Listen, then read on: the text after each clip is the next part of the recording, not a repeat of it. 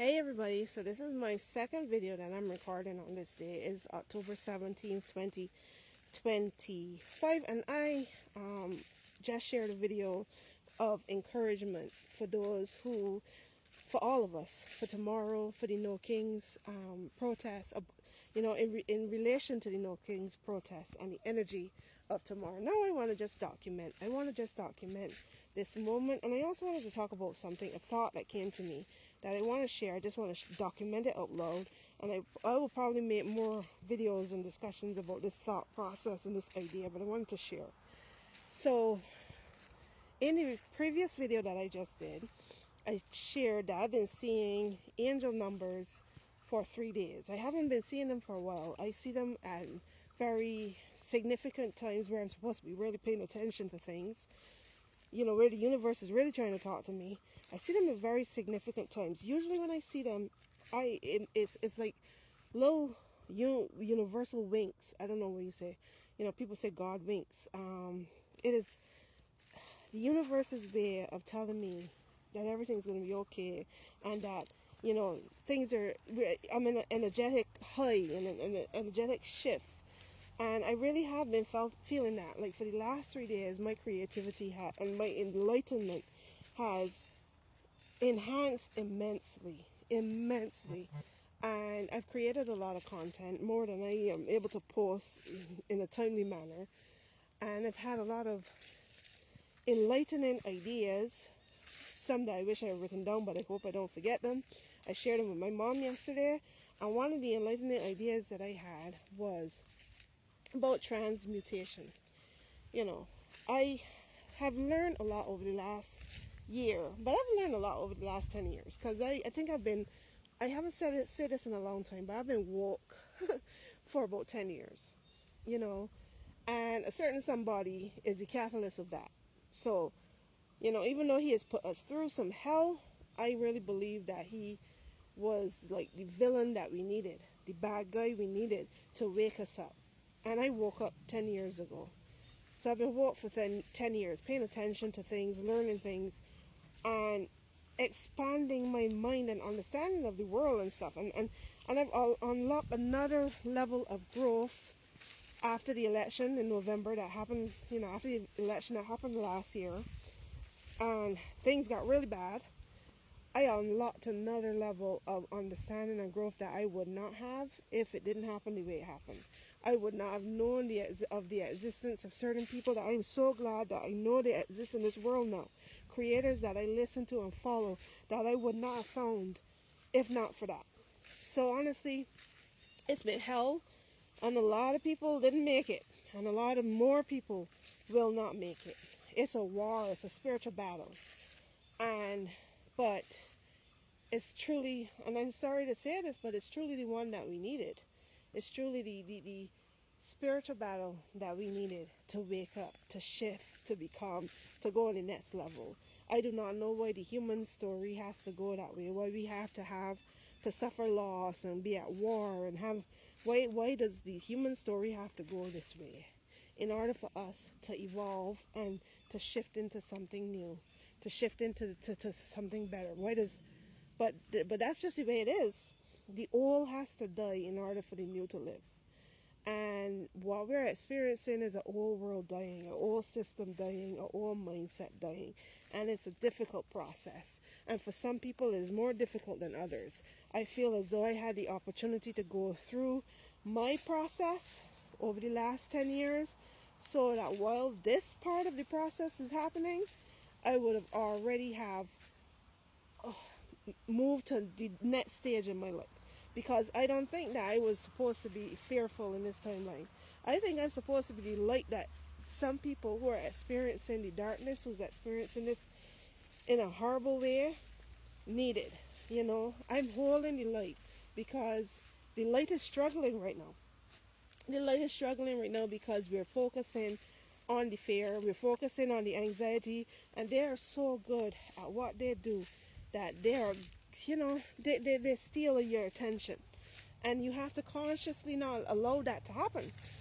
And I feel as though I am a glitch in the system, as I've heard somebody say. I am a reminder. I am the person that's reminding you of the sound of crunching leaves. I'm reminding you of the wind in the trees and the sun in the sky. You know, I'm reminding you of what really matters, right? That's what I'm here for. That's what I'm doing.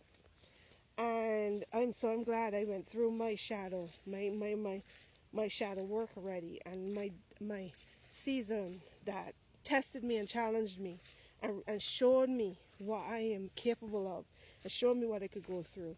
So now the thought that I want to share with you in the last 5 minutes of my 10-minute video is about transmutation. I think I already said that. Transmutation. I had this thought. I was listening to a creator on YouTube that I listen to sometimes. I listen to him for his political perspectives.